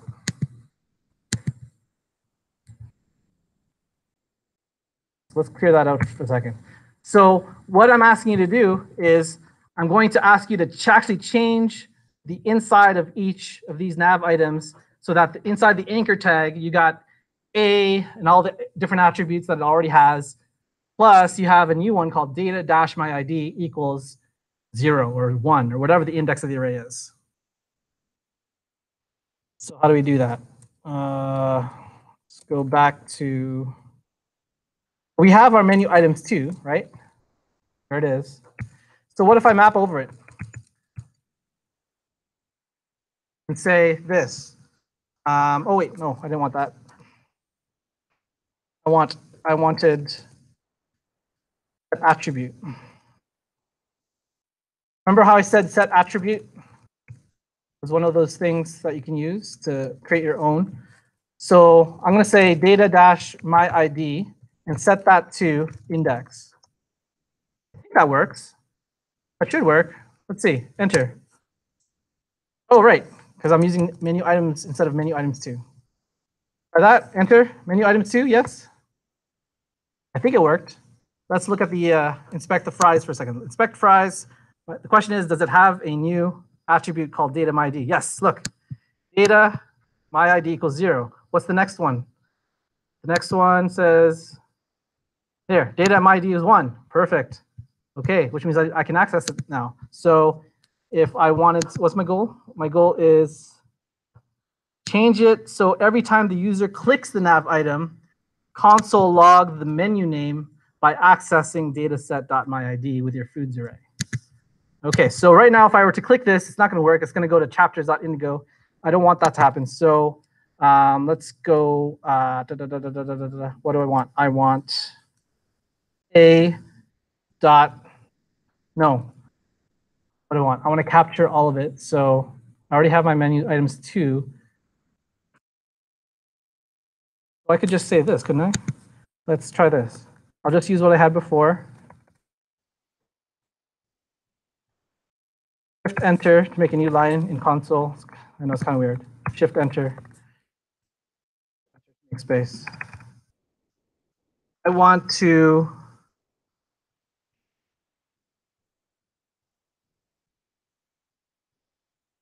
prevent, I want to say event.prevent default.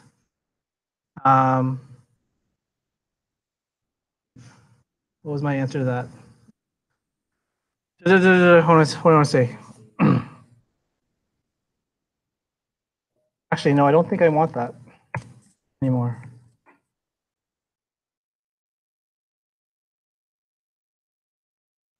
Hold on. I'm drawing a blank now.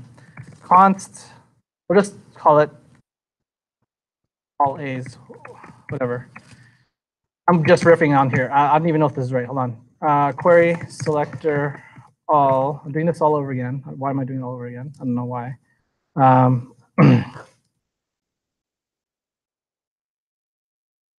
Data, sorry. Data my ID. So let me just see if I have all the A's again. I do. So I want it to listen. Oh, right. I want to listen to it. So all A's dot add event listener. That's what I want to say. Listen for the click event. And if so, now notice I'm using not an arrow function here, but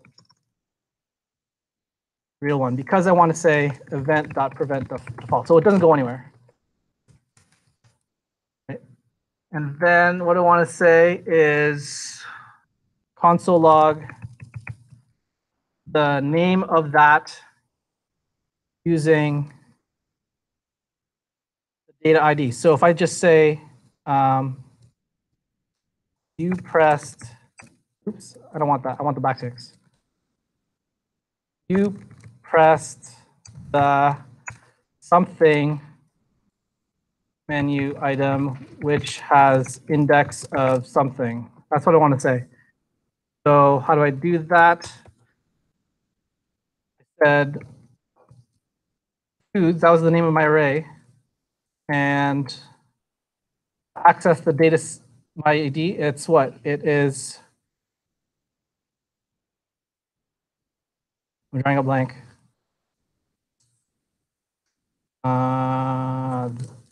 This data set dot my ID as an index of this dot data set my ID. Maybe, yes, no, enter.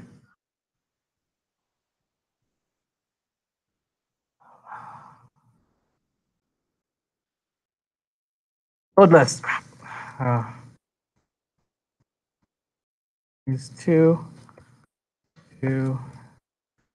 got from.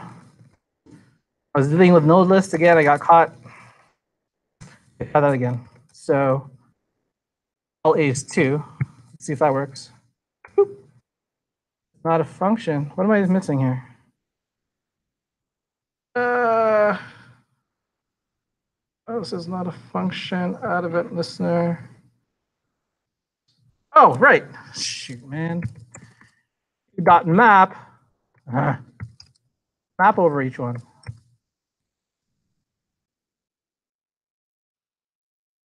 Now if I say x dot add event listener, basically I want all of this. I think that's what I want.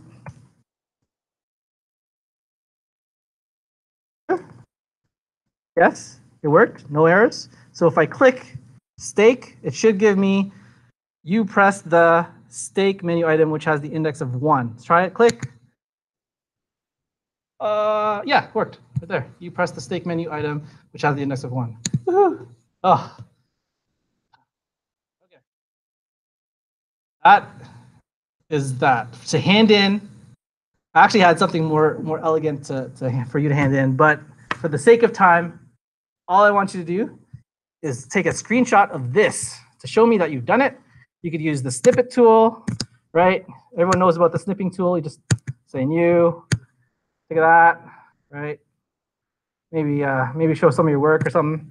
Submit that in Blackboard and you will get 2%, okay? Originally, you'll notice in my Blackboard, I had you do something more elegant where, create a readme.txt file in GitHub. We'll do that another time, okay? We don't have time for that. We'll do that next week or something. Okay, here is your lab. So keep in mind what you just saw combined with the previous exercise for this third half is all you need to know for the lab. Here is the lab. Let me play this on YouTube. Is there volume? So for this week, your challenge is to take this existing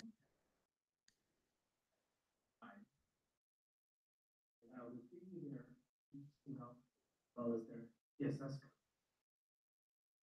also give you these two array objects.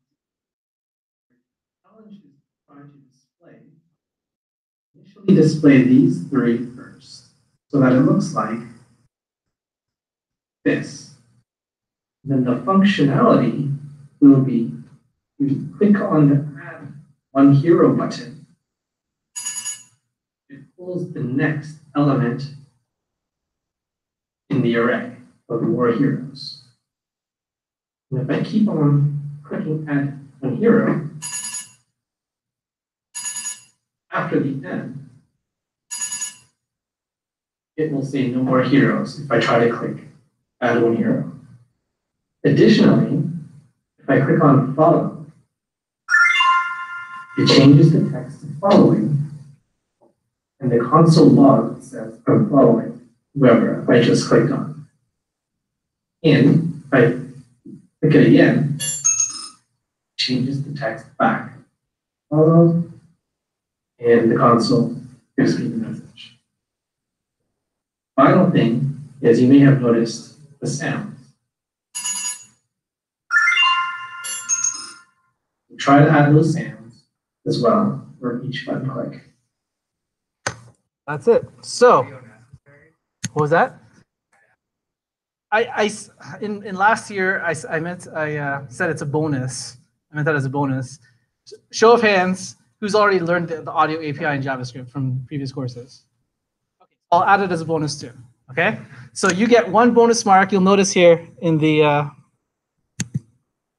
here for lab 2, there's a link here to GitHub. So notice here, I'll give you 1 bonus mark if you try to implement this new thing called generators. I'll add in here. Do I still have access to this? I'll add in here 1 additional bonus mark as well if you add in the sounds using the audio API. Okay, so you can basically double your mark for this lab. Okay, cool. The end. Yeah, I think I just recorded it. Let me stop my recording. Am I still recording? Yes, so it's all there on YouTube.